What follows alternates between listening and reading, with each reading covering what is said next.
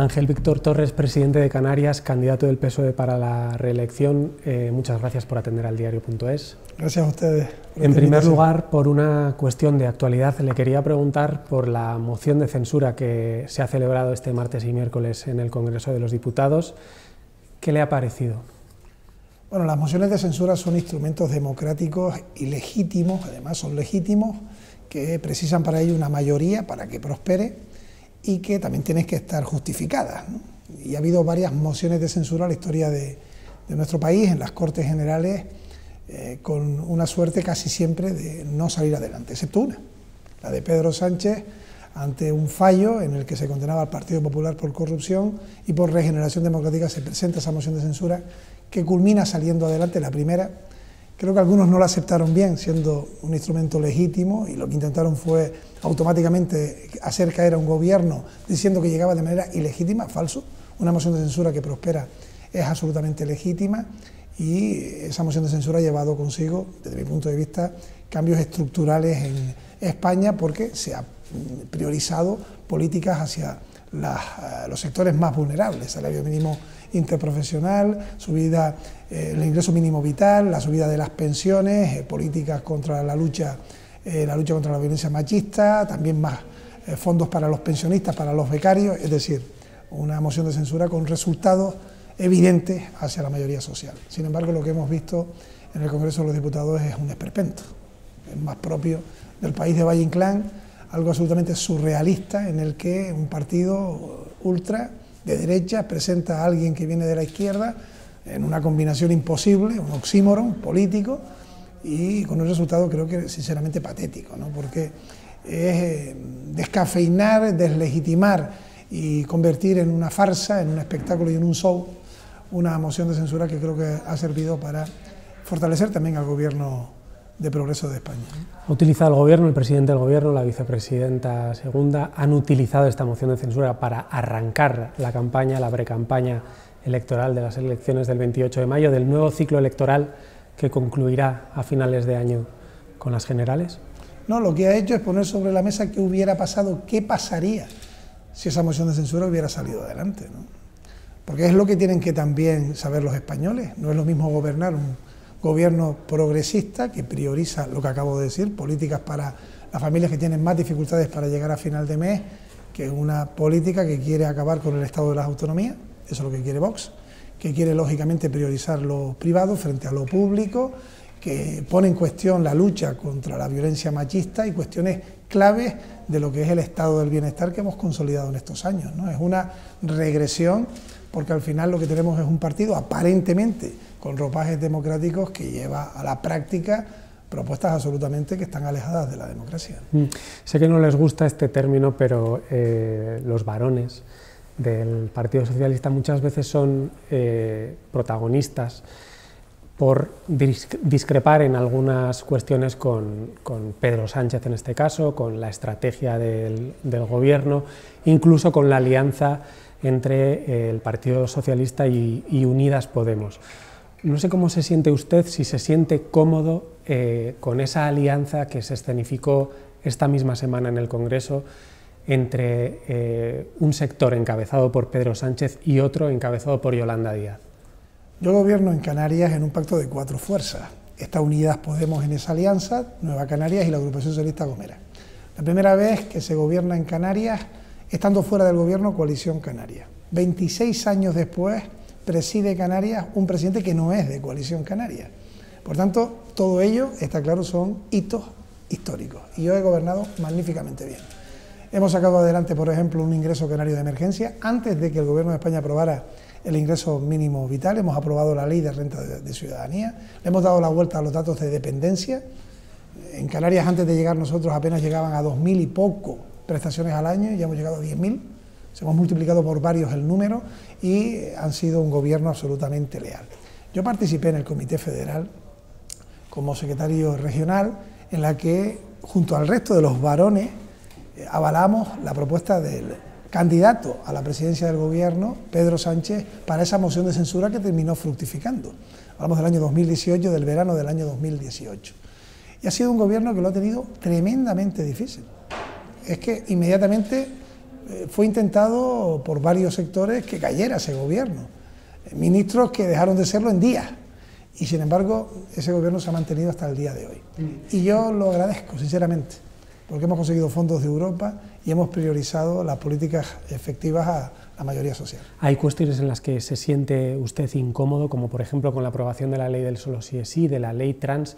Se lo digo porque hay otros colegas de otros territorios que sí han manifestado, bueno, que no se encontraban del todo cómodos con esas leyes. Y yo también he sido claro, Canarias fue la comunidad que aprobó por unanimidad 70 diputados y ahí hay 7 fuerzas políticas. Está el Partido Socialista, pero también está el Partido Popular, una ley trans. Y por tanto había debate, hay debate en las organizaciones, en la mía y en otras, ¿no? Pero apostamos claramente por una ley de identidad sexual y orientación de género y la aprobamos en Canarias. Hay leyes que precisan también correcciones, la del sí es sí también la precisaba y el Partido Socialista ha sido valiente para que esos cambios se produjeran y eso es lo que hay que hacer cuando una ley pues demuestra en su práctica que hay fallas. Lo que no puedes hacer es mirar para otro lado, porque la política es legislar y corregir además y por tanto creo que es lo que se ha hecho y con buen tino, ¿no? ¿Se ha producido tanto ruido como el que parece que se ha producido en Madrid en el gobierno que usted comparte con Podemos y con otros grupos? Con respecto a la ley de sí es sí. Bueno, me refiero a la gestión de gobierno, ¿no? Parece que en Madrid, o quizás también los medios de comunicación, o algunos medios de comunicación lo han destacado especialmente, que ha habido pues, tiranteces o desacuerdos entre los socios del gobierno. ¿La relación en Canarias cómo es? Bueno, hasta el punto es buena que ha habido 12 gobiernos, 12, desde la recuperación de la democracia en Canarias, y solo uno, este va a ser el segundo, empezó y terminó como se conformó, es decir, sin inestabilidad. Si me preguntaran a mí cuál es el gran valor del gobierno actual de Canarias, sería la estabilidad, porque en Canarias parece que lo normal, lo rutinario, la regla es que los gobiernos se rompan a mitad. Y eso es contrario al interés general. Yo he tenido un socio leal. Curiosamente en Canarias hemos sacado los acuerdos con unanimidad en la patronal, en los sindicatos y en el gobierno. Algunos decían que venían con cuernos para atacar lo privado y hemos tomado acuerdo con la patronal privada en el Consejo Canario de Relaciones Laborales, en la disposición de los ERTE, que está Canarias con acuerdo unánime de patronal, gobierno y además sindicatos, y por tanto hemos roto también un tópico, ¿no? Y es que cuando llegan las izquierdas a los gobiernos, eso lleva consigo desempleo, encarecimiento, pobreza y también pérdida de gestión económica. Ha sido justo lo contrario, ¿no? Ha llegado la izquierda a Canarias y los datos son mejores que cuando llegamos. Sí, lo comentaba usted, ¿no? Es el primer gobierno, digamos, íntegramente de izquierdas en la Comunidad Canaria. No sé si al gobierno durante estos años le ha acompañado también el surgimiento de una mayoría social progresista en Canarias. Indudablemente creo que sí, y lo veremos reflejado el 28 de mayo.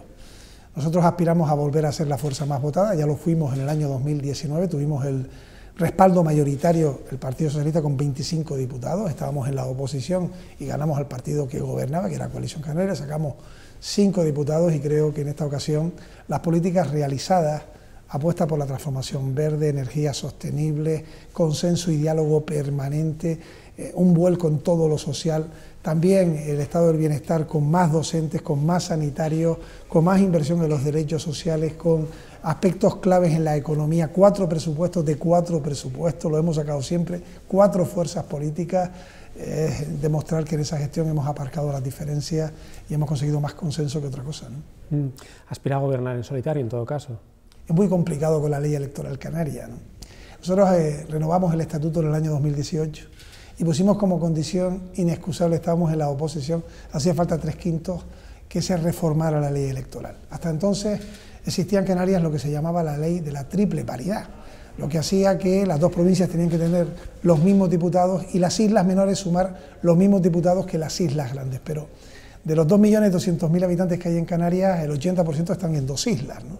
Y hemos conseguido tener una lista regional con 10 diputados más y es mucho más equilibrada. Siendo así, sin embargo, es una quimera pensar que se puede conseguir una mayoría absoluta en Canarias. Se lo pregunto porque han surgido nuevas formaciones a la izquierda del Partido Socialista y no sé si ese surgimiento de nuevos partidos puede complicarle a la izquierda mantener el gobierno de Canarias a partir del 28 de mayo? No es buena noticia la fragmentación de la izquierda. Primero porque somos partidos distintos, pero que compartimos gran parte de nuestro espectro ideológico, ¿no? Y yo he pedido y he trabajado para que primero en mi organización haya paz, y la hemos conseguido. Por vez primera las listas han sido aprobadas por unanimidad en el Comité Regional del Partido Socialista, y también lo he pedido a Unidas Podemos y a cualquier nuevo grupo que haya surgido de su formación, ¿no? Y sigo apelando a esa responsabilidad. ¿Por qué? Porque lo que nos jugamos es una manera de gobernar u otra. ¿Qué hubiera pasado en Canarias de no gobernar nosotros? Soy claro, no hubiésemos tenido educación de 0 a 3 años pública y gratuita como ahora tenemos. No tendríamos 10.000 prestaciones en dependencia como ahora tenemos. No hubiésemos tenido una ley de cambio climático que la hemos impulsado con introducciones de energía sostenible. No lo hubiéramos tenido. De hecho, el Partido Popular ha dicho que la derogaría, con lo cual está yendo contra algo que es de sentido común, y es que la amenaza del cambio climático es real, y Canarias tiene todas las opciones para liderar como ariete de la defensa de la sostenibilidad un lugar en Europa y en el mundo que sea justamente ejemplar, ¿no? Todo eso hubiera ocurrido hoy, tendríamos más pobreza, no tendríamos los datos de empleo que hemos conseguido, por supuesto, no tendríamos los contratos indefinidos que llegan al 50%, todo eso se ha logrado con un gobierno progresista, es lo que nos jugamos el 28 de mayo. Sí, también se lo preguntaba porque, bueno, le ha tocado lidiar con varios asuntos bastante complejos, ¿no? En primer lugar, bueno, la propia pandemia, el volcán de La Palma, y bueno, más recientemente el caso Mediador. No sé si teme que este caso pueda afectar a las expectativas electorales del Partido Socialista y a su presidencia en este caso. No, no lo temo, porque siempre que hemos tenido un problema y ha habido daño, lo hemos encarado dando la cara. Tuvimos un incendio que quemó muchas hectáreas en Gran Canaria, pero la gente vio una actitud y una acción responsable. Tuvimos el primer caso de COVID de toda España. Fuimos la comunidad que cerró el primer hotel el 23 de febrero del año 2020 y dijeron que eso era ir contra el turismo, y no, fue una medida acertada. Tuvimos una actitud frente a la pandemia, que ahí están los datos, la comunidad con menos ingresos en UCI y menos fallecidos por habitante, por tanto una buena gestión. Tuvimos un fenómeno migratorio tremendo, 2.500 personas en el muelle de Arquineguín. Había quien decía que eso iba a hacer caer al gobierno de Canarias. No teníamos infraestructuras y lo que hicimos fue convencer para que se abrieran infraestructuras militares y dar una respuesta digna al fenómeno migratorio. Y aguantamos ataques de la ultraderecha y de xenófobos y racistas que atacaban al gobierno por ser lo que somos, un gobierno que integra. Hemos tenido también dificultades económicas, hicimos llegar los 1.144 millones de euros, lo que no impidió que algunas empresas quebraran, pero la mayoría de ellas pudieron salvarse. Y con el caso Mediador, lo que hemos hecho es actuar de manera inmediata, poniendo por delante la honestidad y la honradez a excompañeros de partido que fueron expulsados en 8 horas. Otras formaciones políticas no lo hacen y luego pretenden dar lecciones. Al final la gente lo que percibe es que ante un problema que puede tener sus daños, quiere gestores que los resuelvan, que se enfrenten y que con errores y con aciertos den cuenta de la acción realizada, y es lo que hemos hecho con este caso. Un dirigente como usted, que bueno, ha tenido que lidiar con estas vicisitudes que hemos hablado, ¿qué piensa cuando ve esas grabaciones, esas fotos, esas imágenes de bueno, el que ha sido un compañero de filas, que ya no está en su partido, pero que bueno, utilizaba ese cargo para, bueno, pues para realizar contactos con empresarios y celebrar fiestas, digamos que presuntamente a costa del erario público? Es una mezcla de sentimientos que van desde la decepción a la rabia, a la vergüenza, al repudio, porque este partido defiende la abolición de la prostitución. Entonces no cabe que si tú formas parte de esta organización, practiques aquello que estás defendiendo debe ser abolido.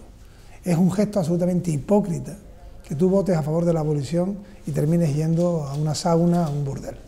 No cabe, primero en la condición humana, y luego mucho menos en el responsable público, porque tenemos que ser ejemplares. Y por tanto, como bien dijo Pachi López, esas personas están donde tienen que estar, fuera del Partido Socialista. Y por tanto, repito, primero la decepción de quienes se les ha dado todo para tener una responsabilidad pública y ejercerla con honestidad, honradez, ejemplaridad y dignidad, y luego, lógicamente, que el partido no se puede quedar impávido y quieto, tiene que reaccionar y actuar inmediatamente, y en eso nadie nos puede dar ninguna lección, porque repito, en 8 horas, las 2 personas que estaban en el PSOE fueron suspendidos de militancia, ese mismo día dimitió el diputado, ya había sido cesado por una mala gestión el exdirector general de Ganadería, y después de 1 año y 2 meses de investigación, a día de hoy no hay daño al erario público, según confirman todas las inspecciones en todas las consejerías, y hay 12 personas entre detenidos e investigados, ninguna de ellas está en el gobierno de Canarias. Y algunos que nos dan lecciones presentan a candidaturas a personas investigadas, por tanto están deslegitimados. Dice que no ha habido ningún daño al erario público.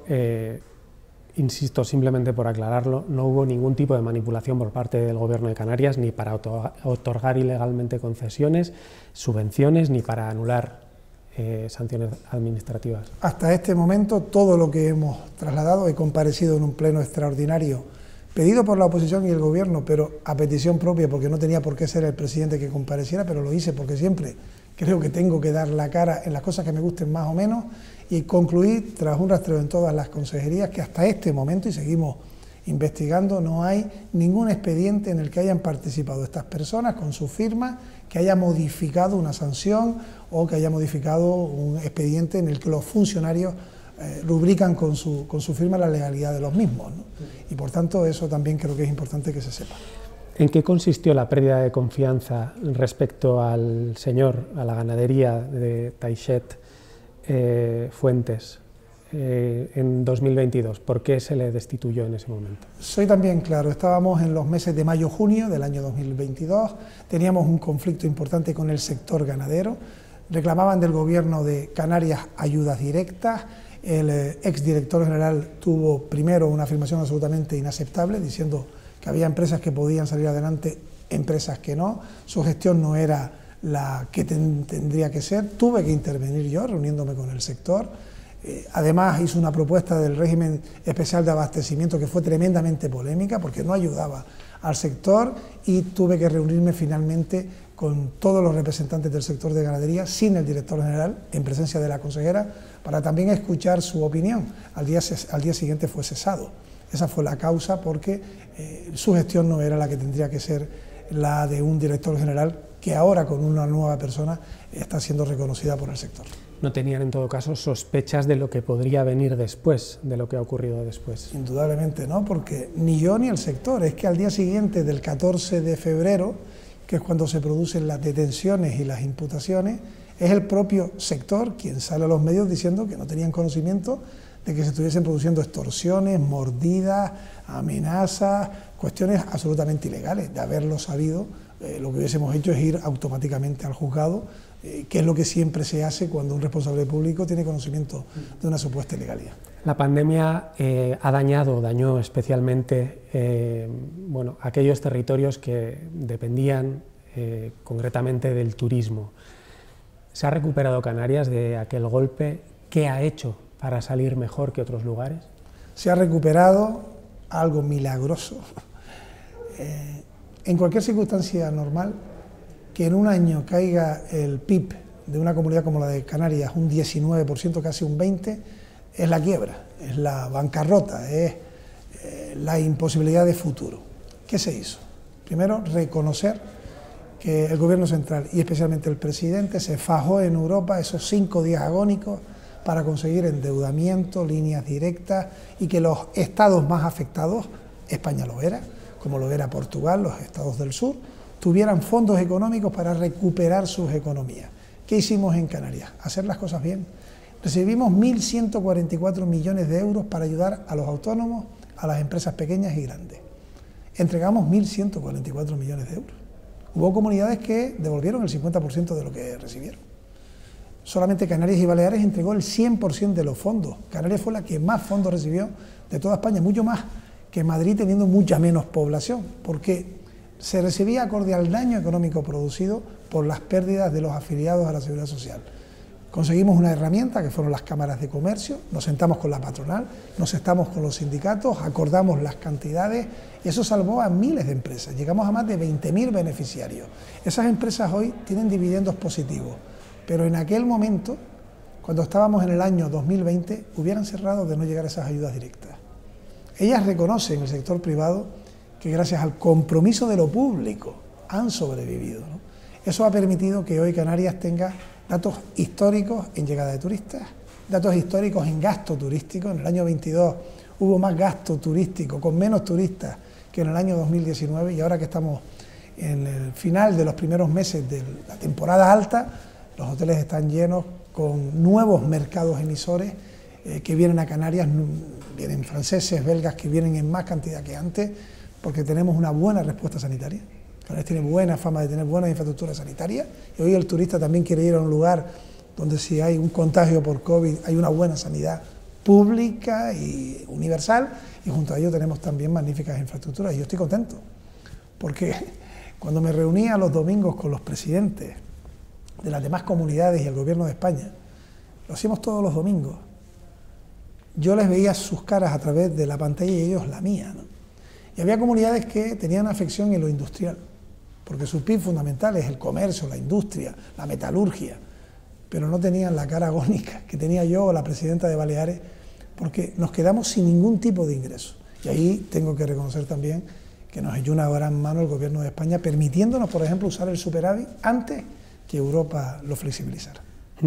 Entiendo que el programa que presentó usted hace 4 años se ha visto trastocado, se tuvo que ver trastocado, como ocurrió en otros lugares, por la pandemia, por las crisis que hemos hablado, la de Thomas Cook, la del volcán, etcétera. Me gustaría preguntarle por qué necesita Ángel Víctor Torres otros 4 años al frente del Gobierno de Canarias, qué es lo que necesita Canarias, qué es lo que va a hacer el Partido Socialista si repite en la presidencia de Canarias. Porque con todas las circunstancias adversas, que han sido más que ninguna otra comunidad, solo Canarias ha tenido un volcán que ha destrozado una isla, solo Canarias ha tenido un fenómeno migratorio con 30.000 personas que llegaron en el año 2020, solo Canarias tuvo ese daño en afiliados a la seguridad social por la crisis económica producido por la pandemia, es decir, todo lo que lo ha pasado mal el resto de España lo ha sufrido, agravado Canarias, y sin embargo hoy podemos decir, porque ahí están los números, que tenemos más gente trabajando que cuando llegamos al gobierno, más contratos indefinidos que cuando llegamos al gobierno, menos paro juvenil, hoy tenemos más inversión extranjera. Sí, pero de cara al futuro, al margen de la consolidar todos estos cambios. Hemos logrado, como digo, poner las bases del estado del bienestar. ¿Qué significa? Reestructurar la economía de Canarias. Hemos pedido un estudio sobre la riqueza, porque tenemos estudios sobre la pobreza, pero no sobre la riqueza. Hemos conseguido con el sector nuevos convenios en el sector turístico, de un 10% de aumento para las trabajadoras, suelen ser mujeres y trabajadores del sector turístico. Le hemos dado la vuelta a la dependencia, le hemos dado la vuelta al plan concertado con los ayuntamientos, a los derechos sociales. Por fin, los informes de Cáritas o los informes de Aprobe dicen que en Canarias el escudo social ha funcionado, una comunidad que tiene una alta tasa de pobreza, que no es ningún paraíso para su sociedad, que tiene menor renta per cápita que el resto del territorio Ese español. quizás es uno de los grandes retos para los próximos años. Indudablemente, culminar la justicia social, unirla a la transformación verde, las energías limpias, que es un compromiso ético y moral para el presente y el futuro, y que tengamos lógicamente una economía solidaria. El que más tiene que pagar. El que más necesita tiene que tener más recursos desde lo público. Mencionaba usted también el tema de la migración. No sé si el acuerdo alcanzado entre España y Marruecos se entiende mejor desde Canarias. Yo lo que digo es que cuando las relaciones entre España y Marruecos son malas, le afecta a todo el país, pero mucho más a Canarias que a Galicia, que a Castilla-La Mancha, que a Asturias. ¿Por qué? Porque somos territorio de frontera. Y por tanto, si los convenios entre España, Mauritania, Marruecos y Senegal no se cumplen, quienes salen de sus costas llegan a Canarias. Y ahí hay que responder. Y en el año 2020, repito, fueron cerca de 30.000 personas. En 48 horas, más de 2.500, que no tenían dónde ser hospedadas. Ya no nos dejaban los hoteles, ya habíamos tenido que utilizar los recursos educativos porque había comenzado el curso escolar, estábamos en septiembre y estaban en un muelle, cosa que desde otros lugares de España se veía desde la lejanía, pero nosotros lo teníamos allí de manera inmediata. Por ello, las buenas relaciones que ahora las tenemos entre España y Marruecos son claves para la relación comercial, para las empresas canarias en Marruecos y las marroquíes en Canarias, para la relación entre los dos países y, por supuesto, para el fenómeno migratorio. El compromiso con el pueblo saharaui también ha sido muy importante en Canarias, ha sido un lugar de acogida de refugiados. ¿Se ve resentido por este acuerdo? No sé si también el compromiso se ha reducido. Bueno, el Parlamento se manifestó, la famosa carta enviada por Pedro Sánchez se hizo pública un viernes, y yo tenía el debate del Estado de la Nacionalidad el martes siguiente. Indudablemente trastocó todo lo que teníamos pensado y preparado, tuvimos que añadir un asunto. Y el Parlamento se manifestó, y se manifestó en la mayor parte de las cosas con criterios unánimes, ¿no? Hubo algunas organizaciones políticas que de viernes a martes cambiaron su discurso de años, porque están los programas electorales. Yo sé quién estaba a favor de la autodeterminación del pueblo saharaui y quienes no decían eso y lo empezaron a decir del viernes al martes al debate de la nacionalidad.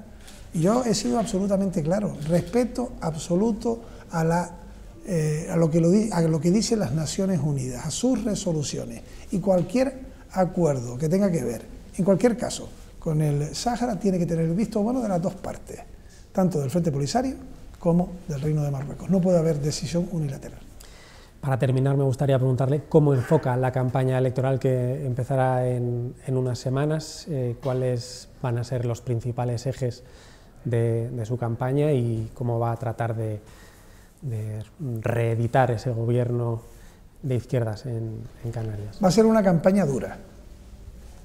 Repito, este es el primer gobierno en toda la historia democrática recuperada de izquierdas en Canarias. Este es el primer gobierno donde no está Coalición Canaria. Es el primer gobierno que tiene un presidente distinto en 26 años. ¿Se lo han puesto difícil por eso? Me refiero a, digamos, los poderes fácticos de las islas. No sé si... Hombre, no es fácil, sabiendo que han gobernado otros siempre, que lógicamente hay tentáculos de todo tipo, para un gobierno nuevo de 4 fuerzas políticas, ¿no? No es fácil cuando la norma en Canarias es que los gobiernos duren año y medio, 2 años, porque hay mociones de censura, salidas de gobierno o ceses del socio. No ha sido fácil cuando hemos tenido que enfrentarnos a todas estas adversidades, y diciendo todo esto, llegamos al final del camino los que lo empezamos. Damos un mensaje también a la sociedad canaria. Este es un gobierno serio que ha puesto por delante la estabilidad de las diferencias entre los partidos, a los intereses individuales. Pudo haber sido cualquier socio del gobierno por la crisis migratoria, por la pobreza que tuvimos en el año 20, por las dificultades en el bloque canario de financiación, por el debate que tuvimos con el gobierno de España, pero han entendido la lucha, el esfuerzo, lo conseguido, llegamos al final. Va a ser una campaña dura. Nosotros lo que vamos a trasladar es el buen trabajo realizado, con nuestros errores y con nuestros aciertos. Creo que nadie podrá poner en duda que nos hemos esforzado al máximo, que ha habido un gobierno con su presidente que ha dado la cara en los momentos peores, que hemos ido superando adversidades y que precisamos 4 años de normalidad en el día a día, para justamente consolidar los cambios que hemos iniciado en estos 4 años. Presidente Ángel Víctor Torres, muchísimas gracias por atender al diario.es. Gracias a ustedes, un abrazo.